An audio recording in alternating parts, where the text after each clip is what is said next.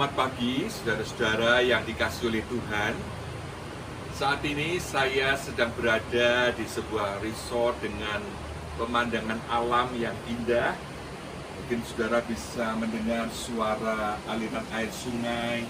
Semoga suara saya cukup jelas. Hari ini kita akan bersama-sama merenungkan firman Tuhan dari Surat 2 Korintus pasal ke-12 ayat ke-7 sampai yang ke-10. Demikian bunyi firman Tuhan. Dan supaya aku jangan meninggikan diri karena penyataan-penyataan yang luar biasa itu, maka aku diberi suatu duri di dalam dagingku, yaitu seorang utusan iblis untuk menggocok aku, supaya aku jangan meninggikan diri. Tentang hal itu aku sudah 3 kali berseru kepada Tuhan, supaya utusan iblis itu mundur daripadaku. Tetapi jawab Tuhan kepadaku, cukuplah kasih karuniaku bagimu, sebab justru dalam kelemahanlah kuasaku menjadi sempurna. Sebab itu terlebih suka aku bermegah atas kelemahanku, supaya kuasa Kristus turun menaungi aku. Karena itu aku senang dan rela di dalam kelemahan, di dalam siksaan, di dalam kesukaran, di dalam penganiayaan dan kesesakan, oleh karena Kristus. Sebab jika aku lemah, maka aku kuat. Mari kita berdoa. Tuhan, kami sudah membaca firman-Mu. Kami mohon Roh Kudus membantu kami untuk memahaminya. Di dalam nama Tuhan Yesus kami berdoa. Amin. Saudara, ada suatu pernyataan Paulus yang kedengarannya agak aneh, di mana dia katakan, sebab itu terlebih suka aku bermegah atas kelemahanku.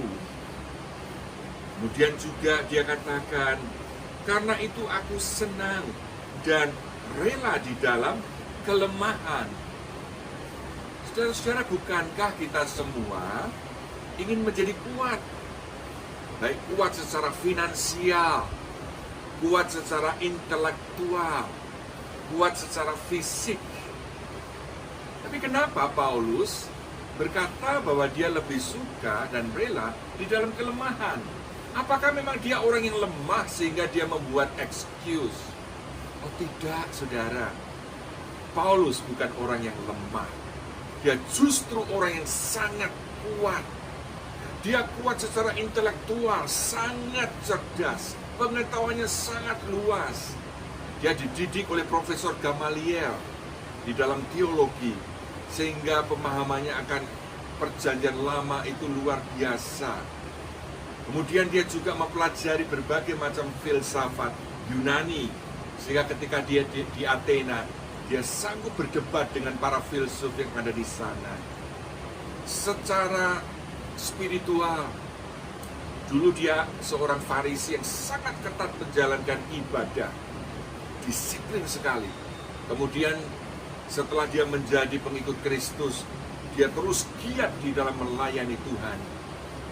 Secara mental, Paulus juga sangat kuat. Boleh dikata tahan mental. Kalau kita baca 2 Korintus pasal 11, di sana dia menceritakan pengalamannya dalam melayani Tuhan, memberitakan Injil. Oh saudara, banyak tantangan yang dia hadapi, sering mengalami aniaya, pernah dipukuli, ya, disesah, mengalami berbagai macam kesulitan, tetapi dia tetap setia di dalam memberitakan Injil. Nah, ada juga satu pengalaman khusus, saudara, yang orang lain, para nabi misalnya di PL, pernah mengalami, tetapi ini berbeda. Saudara, di awal pasal 12 dia menceritakan tentang seseorang yang diangkat ke surga. Saya bacakan saja di pasal 12 ayat kedua. Aku tahu tentang seorang Kristen 14 tahun yang lampau, entah di dalam tubuh aku tidak tahu, entah di luar tubuh aku tidak tahu, Allah yang mengetahuinya, orang itu tiba-tiba diangkat ke tingkat yang ketiga dari surga. Saudara, saya yakin dan banyak penafsir percaya orang itu adalah Paulus sendiri, di mana dia dibawa ke tingkat 3, saudara, dari surga, yaitu surga itu sendiri. Ya, orang Yahudi punya konsep tentang 3 tingkat, saudara. Nah, tingkat ketiga ini menunjuk pada surga itu sendiri. Kemudian, saudara, ayat keempat, ia tiba-tiba diangkat ke Firdaus, dan ia mendengar kata-kata yang tak terkatakan, yang tidak boleh diucapkan manusia. Jadi, saudara, kemungkinan besar dia melihat Yesus yang ada di surga yang mulia. Bahkan dia mendengar Yesus berkata-kata kepada dia. Ini satu pengalaman yang luar biasa istimewa. Nah, saudara, coba kita pikir ya.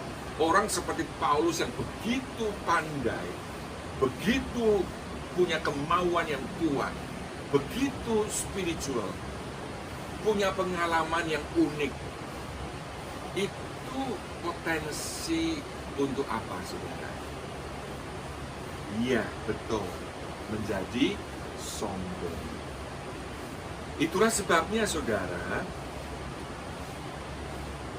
di ayat-ayat yang kita tadi sudah baca, disebutkan di ayat ke-7, supaya aku jangan meninggikan diri, karena penyataan-penyataan yang luar biasa itu, maka aku diberi suatu duri di dalam dagingku, yaitu seorang utusan iblis untuk menggocong aku, supaya aku jangan meninggikan diri.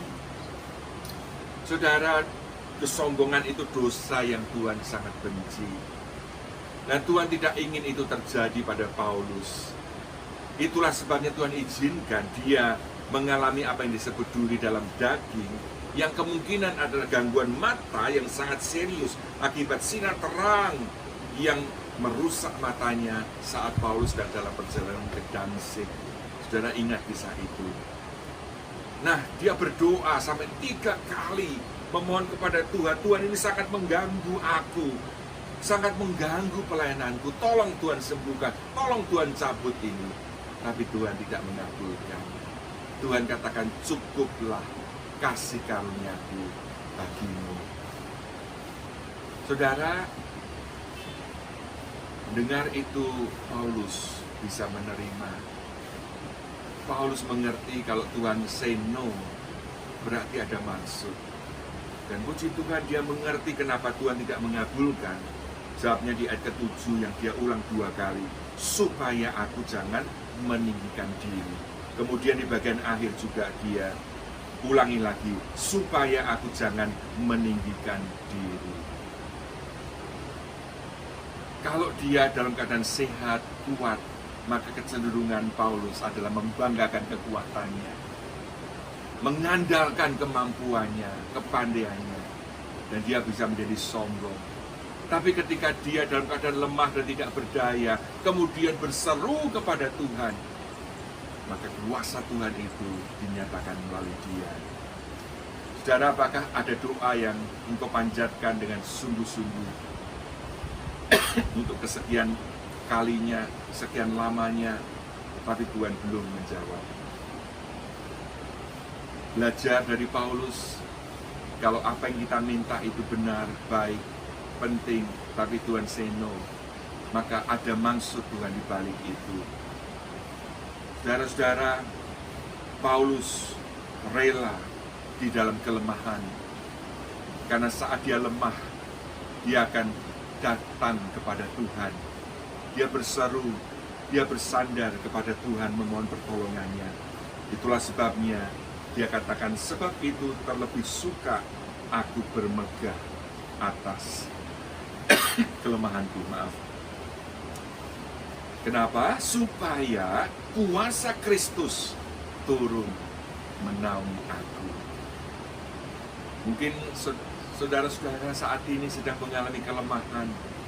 Entah itu kelemahan secara fisik, secara finansial, secara emosional. Saudara mungkin mengalami kegagalan. Apapun keadaan saudara, datang kepada Tuhan, berseru, mohon pertolongannya. Dan Tuhan berkenan untuk menolong saudara. Kenapa? Karena Tuhan berjanji pada saat kita mengandalkan Tuhan dan bukan diri kita sendiri, maka ini yang terjadi. Yeremia 17 ayat 7 dan 8. Diberkatilah orang yang mengandalkan Tuhan, yang menaruh harapannya pada Tuhan. Ia akan seperti pohon yang ditanam di tepi air, yang merambatkan akar-akarnya ke tepi batang air, dan yang tidak mengalami datangnya panas terik, yang daunnya tetap hijau, yang tidak khawatir dalam tahun kering, dan yang tidak berhenti menghasilkan buah.